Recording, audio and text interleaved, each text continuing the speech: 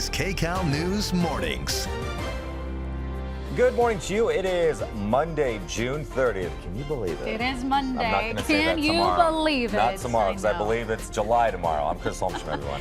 And I'm Kalina Estrinos. Here are the stories we're tracking as you're heading out the door. A vote-a-rama is about to begin again on Capitol Hill starting this hour. Lawmakers are battling to pass President Trump's big, beautiful bill, but there are major hurdles on the floor. Plus, we are on fire watch. Flames are raging across the IE, and it's forcing evacuations in some communities.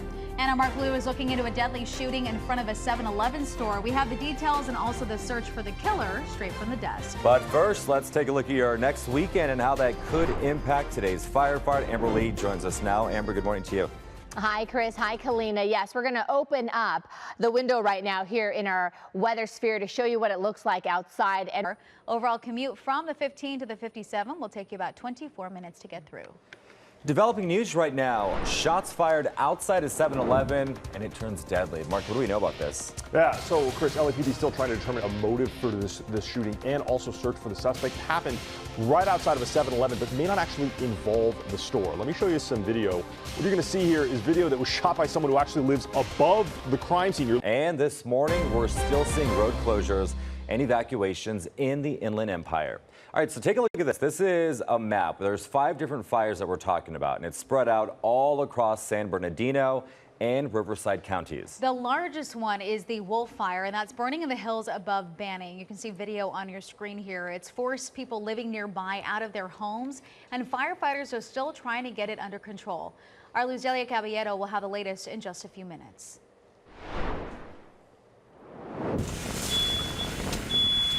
Good.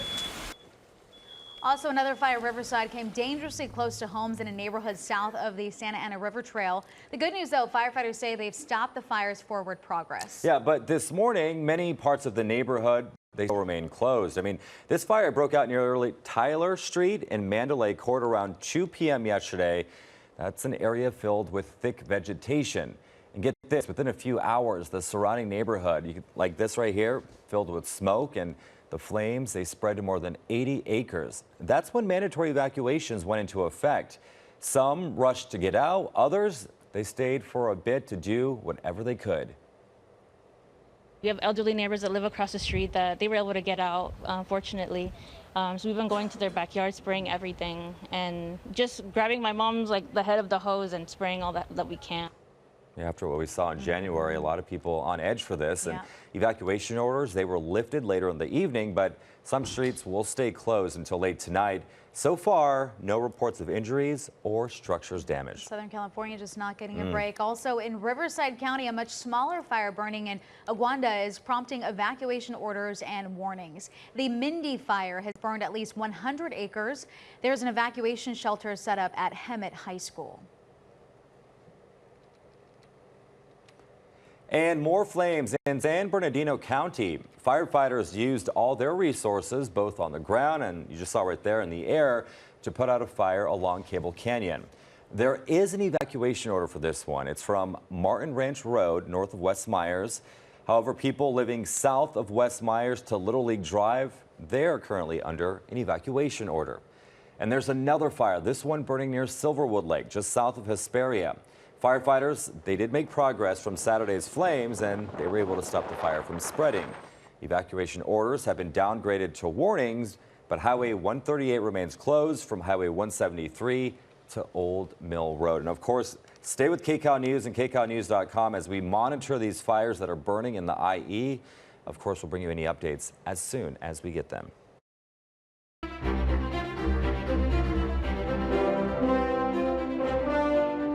Well, the Senate's marathon voting session, known as Vote-a-Rama, is getting underway this morning on President Donald Trump's big, beautiful bill. As Naomi Ruckham explains, senators are expected to suggest several changes before a final vote. Madam President. In the very early hours of Monday morning, lawmakers wrapped up yet another debate session on President Donald Trump's big, beautiful bill. Well, a lot of people talking about this next story. Immigrant right activists are accusing Home Depot of helping federal agents criminalize day laborers.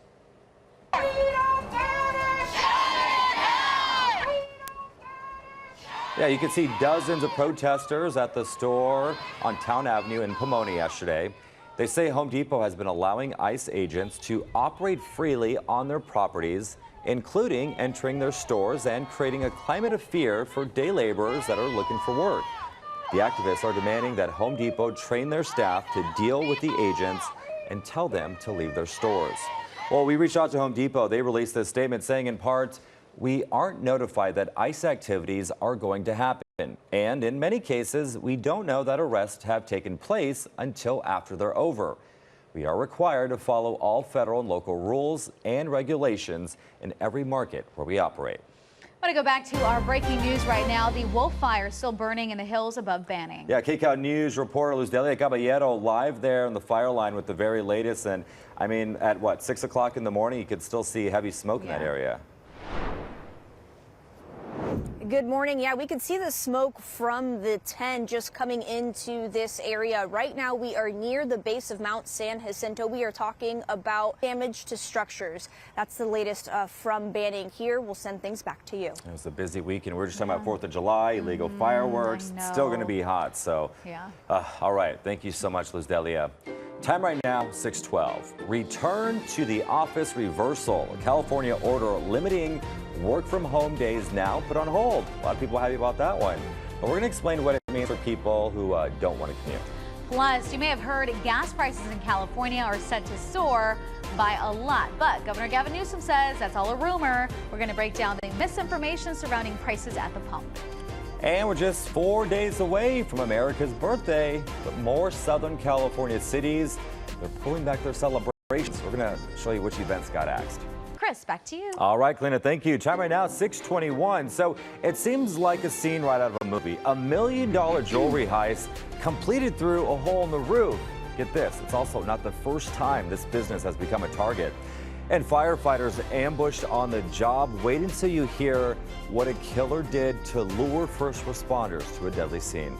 I have supposedly about 50 women that want to dance with me. Ooh. All right, he's got the swag, he's got the game. That is Corporal Frank Wright, still dancing, still joking, maybe it's a joke, but he's also hoping to feel some love on his upcoming birthday. So he's a World War II veteran who now lives in Lodi. He served in the Marines, fought in Iwo Jima and Guam, earning 2 Purple Hearts. But get this, on Saturday, he'll be turning 100 years old. Amazing. And he's hoping to celebrate with 100,000 cards from people all over the country. He's already received hundreds of cards and says he's reading every single one. I love that. I hope people see this story and they want to contribute too, because he has such a great attitude. I mean, 100 is such a, to have that humor still? Milestone. Yeah, right. And to have that humor, and he just seems like such a great guy. And what he did for our country, World War II, and you know, that generation, there's not as many of them. Right. So when you see them, you got to, like, you know, salute them and tell them thank you, and thank you send them a birthday service. card. So we'll have all that information online. So. And I want to see all the ladies lining up for a little dance. Ladies He's love got the moves. Ladies love them, that's for sure. I love this. Okay, so Chris, question for you. How does a pickle flavored slushie sound? Not good. Okay, great. How about a pickle flavored tater tot? Wait, a pickle flavored tater tot? Yeah. No, Okay. Still no. All right, well, I have more for you. If you're a pickle lover, you can get an entire meal worth of them at Sonic. The drive-thru chain launched a limited time big deal dill meal in collaboration with Grillo's Pickles. Say that 5 times fast. It includes a big dill double, or a triple Sonic smash burger, or a pickle Rita slush, and a pickle seasoned tater tot. Every guest who orders a full meal will also get this is gross to me, a pickle scented car air freshener. That's something I could do without. But this is available nationwide starting today. I do enjoy my pickles, but I would not want my car smelling like pickles. Absolutely not. I love pickles. I can eat a whole jar in one day. I don't want anything else. A whole jar? Like, yeah, growing up, my mom's like, where'd the pickles go? And I'm like, I ate them. In my but belly. the trend is, on TikTok, all the kids are doing the soda, I don't know if it's Dr. Pepper, and then pickles inside. Yeah. So, you know, they're playing off of that. TikTok gets creative with some stuff. I'm just like, what? Who came up with But this? those tater tots at Sonic, dunked in some ranch, delish. Okay, I'll try the slushie. I'll let you know how it goes.